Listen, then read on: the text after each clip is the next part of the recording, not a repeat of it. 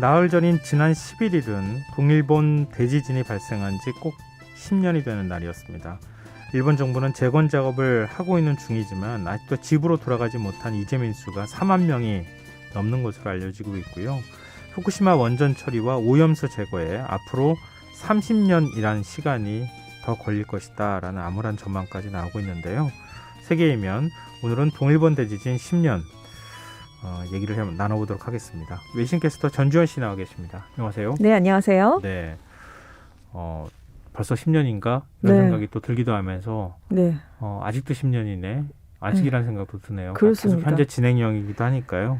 일단 10년 전에 어떤 일이 있었는지 간단하게 좀 짚어볼까요? 네, 2011년 3월 11일 오후 2시 46분에요. 일본 도호쿠, 즉 동북지방에서 일본 관측사상 최대인 규모 9.0의 강진이 발생을 했었습니다. 일본 경찰청 집계로 15,899명이 숨졌고요. 6,157명이 부상을 입었고 2,527명이 행방불명된 것으로 나타났습니다. 이재민이 22만 8,863명이었어요. 1960년에 규모 9.5의 칠레 대지진이 있었고요. 64년에는 규모 9.2의 알래스카 지진, 2004년에 규모 9.1의 인도네시아 수마트라 지진이 있었는데 그것에 이어서 20세기 들어서 세계에서 네 번째로 강력한 지진이었습니다. 문제는 초대형 쓰나미였죠. 더 큰 문제는. 이와테, 미야기, 후쿠시마현 등의 해변 도시들을 쓰나미가 휩쓸었고 특히나 높이 이제 15m의 초대형 쓰나미가 후쿠시마 원전에 덮쳤습니다. 그래서 전원 공급이 중단되면서 제1원자력발전소 가동이 중지됐었어요. 그래서 원자로 1호에서 3호기에서 핵 연료봉이 녹아내리는 노심용용, 이른바 멜트다운 현상이 발생을 했었습니다. 그리고 1, 3, 4호기에서 수소 폭발이 일어났었죠. 막대한 양의 방사성 물질이 대기와 해양으로 노출이 됐는데 이게 체르노빌 원전 사고와 같은 최고 레벨 7로 분류가 됐습니다. 지금 일본 정부가 추정한 재산 피해 규모만 16조에서 25조 원 정도예요. 우리 돈으로 환산하면 한 167조에서 262조 원 정도입니다. 현재까지 집계된 일본 자연재해 피해 규모 중에서 최대치를 기록하고 있습니다. 일본 정부는 부흥청까지 설치를 하면서 그렇습니다. 피해 복구를 위해서 많은 노력을 하고 있는 거잖아요. 그렇습니다. 10년 동안 굉장히 노력을 많이 했어요. 가장 큰 피해 지역인 후쿠시마를 이제 지진이 발생하기 전 상태로 되돌리겠다. 이제 여기에 이제 주력을 했는데, 그래서 피난민 수가 올해 2월에는 한 아까 22만여 명이라고 말씀을 드렸는데 4만 1,241명이 됐습니다. 그러니까 처음에 한 9% 이하로 줄어들긴 했는데 4만 명이면 여전히 10년이 지났는데도 많은 분들이 지금 집에 돌아가지 못하고 계신 상황이고요. 10년 동안 투입된 예산만 37조 원에 달하고 있습니다. 우리 돈으로 388조 원이에요. 이 중에 절반 가까이가 인프라 정비에 쓰였습니다. 근데 문제는 인프라를 정비하는 사업이 일부 피해 지역에 좀 집중이 된 거예요. 골고루 갔어야 되는데, 그래서 지금 인프라 양극화 현상이 발생하고 있습니다. 그런데 문제는 이렇게 집중된 지역이 심각하게 인구 감소를 겪는 곳이었거든요. 그래서 인프라는 다 정비를 해놨는데 정작 혜택을 보시는 분들이 별로 많지가 않다는 점에서 예산 낭비를 한 게 아니냐, 이런 지적이 나오고 있습니다. 그래서 지금 일본 정부가 아직도 갈 길이 머니까요. 2025년까지 5년 동안을 제2기 부흥 창생 기간으로 지정을 했습니다. 그래서 피해 지역에 앞으로 우리 돈으로 16조 8천억 원을 더 지원하기로 했거든요. 그래서 이제 피난민 귀환을 장려해보겠다, 이런 계획인데, 지금 세계현에서 재해를 입은 주민을 상대로 이제 최근에 조사를 해봤는데 49%가 부흥 정책이 시행된 이후에 현지 모습이 예상보다 나쁘다, 이렇게 답을 했고요. 특히 원전 피해가 발생한 후쿠시마현에서는 이렇게 부정적인 답변이 62%나 됐습니다. 지금 이제 쓰나미 피해를 입은 지역 같은 경우에는 원 상태로 복구를 하면 되지만 원전의 영향으로 지금 방사능에 노출된 지역의 경우에는 그렇게 해서 될 문제가 아니잖아요. 아니죠. 그러니까 그런 지역의 상황은 지금 어때요? 지금 대피령이 내려졌던 곳이 있어요. 주민들을 다 소개시킨 곳이 있어요. 원전 반경 20km 지역에 살던 분들이 8만 8천 분 정도 계셨는데 다 소개됐습니다. 그래서 2017년부터 이제 재염 작업을 해서 일부 지역에 이제 피난 지시가 해제되긴 했어요. 근데 주민 귀환율이 2.8에서 12.7%에 불과한 상황입니다. 그리고 지금도 현재 7개 시 정촌의 피난 지시가 유지되고 있는 그런 상황입니다. 체르노빌 사고 아까 말씀하셨지만 아직도 그 방사능에 노출된 지역이 그냥 폐허처럼 방치돼 있잖아요. 그렇습니다. 근데 이게 방사능을 제거한다고 하더라도 네. 사람이 들어가서 사는 것하고는 좀 다른 차원인 다른 것 같아요. 거죠. 네. 지금 일본 정부가 제염을 책임지는 곳이 이제 제염 특별 구역이라는 게 있는데 840제곱킬로미터에 달하고 있어요. 근데 그린피스가 4일에 이제 조사 결과를 하나 내놨는데 이 840제곱킬로미터 중에서 10년 동안 작업이 완료된 면적이 15%에 불과하다라는 지적을 내놨습니다. 그리고 이제 제염이 끝난 곳들이 있는데 일본 정부가 장기 목표치로 정한 게 시간당 0.23 마이크로시버트를 초과하는 방사선 수치가 제염을 했는데도 나오게 된 거예요. 이게 다 세슘 때문인데요, 주로. 지금 요오드 131은 이 반감기가 8일로 짧습니다. 그래서 네. 대폭 이제 많이 줄었는데 1급 발암물질인 세슘 134는 반감기가 한 2년인데 반해서 세슘 137이라는 물질이 반감기가 30년이에요. 후쿠시마 원전 사고 났을 때 세슘 반감기 30년이라는 얘기 참 많이 들어보셨을 건데 아직도 흙이나 건물 등에 이 세슘 137이 남아서 방사선을 계속 내보내고 있는 상황입니다. 문제는 지금 원전 사고로 방출된 방사성 물질들이 지금 기체 형상을 제외하고 52경 베크렐로 추정이 되고 있거든요. 정말 어마어마한 양인데 1경이 1조의 10,000배입니다. 근데 52경이라는 거니까 정말 어느 정도인지 상상도 못 하실 것 같은데 지금 방사성 물질의 70%가 이 후쿠시마 지역의 산림으로 유입이 돼버렸어요. 네. 근데 산림 지역은 제염 자체가 어렵습니다. 그리고 산림 지역에 대해서는 지금까지 한 번도 오염물질을 제거하는 제염 작업이 이루어진 적이 없는 거예요. 그래서 여기에 지금 고스란히 남아 있거든요. 그래서 지금 문제는 후쿠시마 전체 면적의 71%가 산림 지역입니다. 정말 어마어마한데 여기 방사성 물질이 다 들러붙어 있는 상황인데 그린피스가 해서 산림지대 시료를 최근 분석을 해봤더니 세슘은 당연히 나왔고요. 또 다른 발암물질인 스트론튬 90도 함께 발견이 됐습니다. 뭐랄까요, 방사능 물질을 제거하는 게 현실적으로 거의 불가능에 가깝다 네. 이런 얘기가 나오는데 지금 후쿠시마 원전 네. 뭐 복구라고 하는 표현을 쓸 수 있을려나 모르겠어요. 이게 복구가 안 되는 상황 아닌가요? 지금 하고는 있는데요. 네. 정말 아직도 갈 어마어마한 길이 양의 네. 방사능이 계속 나오고 있는 상황이잖아요. 그걸 다 긁어내기도 굉장히 어려운 상황이에요. 그래서 국제학술지 사이언스가 8일에 이제 이 상황을 설명하는 자료를 내놨는데 지금 후쿠시마 원전을 운영하는 도쿄전력이 핵연료 회수 또 원자로에서 녹아내렸던 핵연료 잔해, 오염수 제거, 원자로 폐쇄 같은 작업을 마치려면 앞으로 최소 30년이 필요하다 이렇게 분석지를 내놨습니다. 여기에 들어가는 비용만 앞으로 83조 5천억 원이 더 들어야 돼요. 그리고 후쿠시마 이게 제1원자력발전소 원자로 1호에서 4호기를 처음 건설하는데 들어간 비용이랑 시간과 비교하면 3배가 더 오래 걸리고 비용도 33배가 더 많이 들어가야 겨우 되는데 이게 또 완벽하게 될 것인가 이건 또 확실하게 지금 장담을 할 수가 없는 거죠. 지금 원자로 4개를 완전히 폐쇄를 해야 되는데 그렇다면 원자로 안에 남아있는 사용 후 핵연료를 다 제거를 해야 됩니다. 2014년 12월에 4호기 수조에 있는 이제 사용 후 핵연료봉은 꺼냈어요. 네. 이달 초에는 3호기 수조에 있는 걸 꺼냈거든요. 1호기에 지금 아직도 392개, 2호기에 615개가 남아있는데 아직도 1, 2호기는 반출 작업이 시작조차 되지 않았습니다. 그래서 지금 도쿄전력이 1, 2호기에 대한 작업을 2031년까지 마치겠다라고는 얘기를 하고 있는데 이것도 가봐야 또 알 것 같습니다. 근데 사용 후 핵연료봉을 그냥 꺼내면 되는 거예요? 아니랍니다. 더 어려운 작업이 남아있다는데요. 왜냐하면 원자로 내부에 핵연료가 있었고 핵연료랑 주변 구조물이 섞여서 덩어리가 됐답니다. 이 사고 이후에 네. 이 핵연료 잔해물을 제거를 해야 되는데 지금 1, 3호기 내부에 각각 200에서 300톤 정도의 이 찌꺼기가 남아있을 것으로 추정을 하고 있는데 문제는 아직도 원자로 내부의 방사선 양이 너무 높아요. 조사를 사람이 하러 접근할 수가 없잖아요. 전혀 안 됩니다. 그래서 아예 정확한 질량 분포 상황을 파악을 하지 못하고 있는 그런 상황이에요. 그리고 이제 원자로마다 피해 상황이 다 다르니까 복구 기간이라든가 뭐 비용이라든가 방법 같은 게 다 달라져야 되거든요.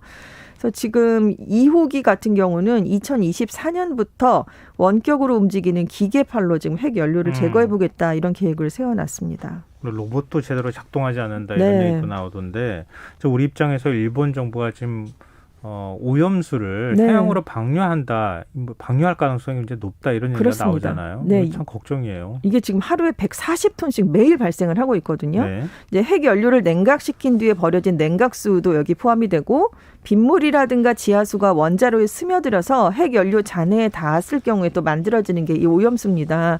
근데 당연히 핵연료 찌꺼기랑 닿았기 때문에 말씀드린 세슘, 스트론튬, 삼중수소 같은 방사성 물질이 여기에 들어있게 되는 거예요. 네. 일본 정부가 다핵종 제거 설비라는 걸 이용해서 이것들을 제거해서 이른바 이제 일본 정부의 말로는 처리수라고 불러요. 우리는 오염수라고 얘기를 하지만 저장 탱크에 보관을 하고 있는데 이 처리수 용량이 124만 톤에 이르고 있습니다. 올림픽 규격의 수영장 500개를 채울 수 있는 양이 지금 나왔고요. 앞으로도 더 나올 수밖에 없겠죠. 그래서 오염수를 보관하고 있는 곳이 이제 원전의 부지가 있는데 이게 내년 가을쯤에 다 차게 될 것이다. 지금 이렇게 얘기를 하고 있습니다. 그러니까 더 둘 곳이 없으니까 1차로 정화한 오염수에 물을 추가해서 이 방사성 물질의 농도를 낮춰서 바다로 흘려보내는 해양 방류를 하겠다. 이 결정을 지금 앞두고 있는데 문제는 다핵종 제거 설비를 해도 삼중수소는 제거되질 않습니다. 또 희석을 한다고 해도 결국 그 양은 고스란히 해양으로 다 들어가는 거잖아요. 양이 네. 줄어드는 게 아니기 때문에 그래서 환경단체라든가 주변국, 어업단체들이 지금 강하게 항의를 하고 있는 지금 시점인데 일단 일본 정부는 현지 어민들 반발이 크니까 정확한 시점을 결정을 하지 못하고 있는데 내부 방침은 방류 결정으로 내려진 것으로 지금 알려지고 있어요. 그래서 스가 총리가 6일에 후쿠시마를 방문했는데 적절한 시점에 정부가 책임을 지고 오염수 처분 방법을 결정하겠다. 그래서 결국 오염수 방류 문제에 적극 나설 것이다. 이런 뜻으로 해석이 되고 있습니다.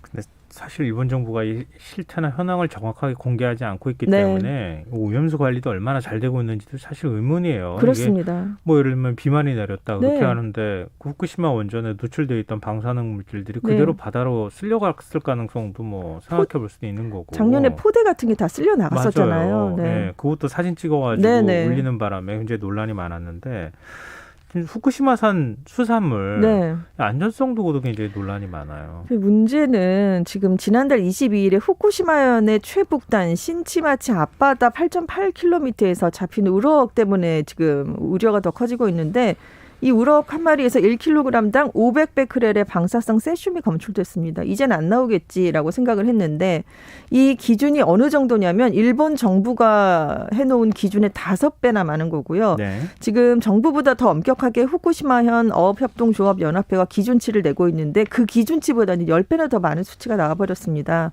그래서 지금 동일본 대지진 뒤에 한때는 한 54개국 지역이 후쿠시마 농산물 등에 대해서 수입 규제를 했었거든요. 네. 근데 지금은 이제 좀 많이 줄어서 15곳이 규제를 유지하고 있고 뭐 9곳은 검사 증명서를 의무화하고 있습니다. 근데 우리나라를 비롯한 뭐 중국, 미국 뭐 이렇게 6곳은 아예 수입을 금지하고 있어요. 그래서 일본이 지금 국제회의 같은 기회가 있을 때마다 과학적인 근거 없이 지금 금지를 하고 있다라면서 금지를 철회해달라 이런 주장을 지금 계속해서 펴고 있습니다. 근데 지금 우럭 얘기도 하셨지만 일본 정부는 뭐라고 합니까? 지금 검사 등을 통해서 안전성이 확인됐다. 자꾸 이렇게 얘기를 하고 있어요. 편견 때문에 후쿠시마산 식품이 외면받고 있다. 그래서 이거를 지금 확산시키기 위해서 노력을 하고 있는데 문제는 현재 검사랑 유통체계에 허점이 있다는 점이에요. 왜냐하면 후쿠시마산 생선의 경우에 지금 조사 자체가 전수검사가 안 되고요. 지구별로 각 어종당 딱 한 마리만 하는 표본 추출 방식입니다. 네. 그 한 마리에서 안 나오면 안 나온다 이렇게 얘기를 하고 있는 거거든요. 그래서 기준치를 넘는 생선이 다른 곳에 있다고 해도 걸러지지 않을 수 있는 우려가 있고요. 후쿠시마산 쌀도 지금 예전에는 전수검사를 해서 다 발표를 했는데 작년 가을부터는 표본 추출 검사로 바뀌었거든요. 그러니까 여기서도 지금 제대로 나오지 않을 가능성이 있다. 이런 우려가 커지고 있습니다. 원전 처리 비용도 계속 늘고 있다고요? 그렇습니다. 처리 비용으로 지금까지 한 235조 원이 앞으로도 더 들어갈 것이다 이렇게 지금 추산을 하고 있는데 이게 당초 예상액보다 2배나 더 많아진 거예요. 근데 지금 민간 연구소인 일본경제연구센터는 지금 11조 엔이 아니라 35에서 80조 엔까지 들어갈 수 있다. 그러니까 우리 돈으로 최대 840조 원이 더 들어가야 된다. 이런 주장을 내놓고 있는데 지금 오염수를 해양 방류하는 데만 해도 천문학적인 비용이 들어가고요. 오염수 속에 트리튬이라는 걸 제거하는 기술을 개발해서 처리하면 40조 원이 들 것으로 지금 전망이 되고 있습니다. 지금 사고 처리 비용 총 액수가 이제 81조 원까지 늘어날 수가 있는데 이게 오염수를 방류하지 않고 보관 기간을 연장만 해도 연간 관리 비용으로 우리 돈으로 1조 6천억 원이 고스란히 들어가야 되거든요. 복구가 아니라 지금 이걸 처리하고 보존하는 데만 도 이렇게 엄청난 돈이 들어가고 있습니다. 그러니까 원전에 대해서 우리가 탈원전이다 아니다 뭐 정치적 논란이 있기는 하지만 원전이 한번 사고 나면 이런 일들이 네. 벌어진다고 하는 거 우리가 그렇습니다. 정말 기억해야겠습니다. 네네. 이런 가능성 거의 없다고 자꾸 얘기하고 있는데 가능성 없는 게 어디 있습니까? 일본도 그렇게 얘기해왔거든요. 그러니까 그런 문제에 대한 어떤 시사점이 있는 것 같은데요. 지역 주민들 네. 지금 정서적으로도 그렇고 굉장히 충격이 크겠어요. 그렇습니다. 지금 재해 당시에 부모를 입은 아이들이 심리적 트라우마에 여전히 시달리고 있는 것으로 지금 조사가 되고 있고요. 직접적인 사망자는 15,899명이었어요. 하지만 10년 동안 피난 생활을 하던 도중에 건강이 악화돼서 뭐 이런 것들로 인한 사망자가 3,700여 명이 넘었고요. 여기에 실종자 2,500여 명까지 합하면 지진과 관련된 사망자와 실종자는 22,000여 명을 넘어가게 됩니다. 그리고 이제 고독사한 사람들이 발생을 하고 있어요. 지난 10년 동안 이분들이 이제 살던 집을 떠나서 그 가설주택이라든가 재해 공영주택에 살고 계신 분들이었는데 여기서 고독사한 사람이 10년 동안 600명이 넘었습니다. 지금 병사 외에 자살까지 다 포함이 되는 수치거든요. 여기에서 65세 이상 고령자가 전체의 68%를 차지했는데 왜냐하면 이렇게 임시주택 등에 살게 되면서 고령층의 경우에 사람들하고 교류하는 게 굉장히 줄어들게 된 거예요. 그래서 정서적인 고립감이 심해지면서 여기에 따른 고독사가 사회 문제가 되고 있습니다.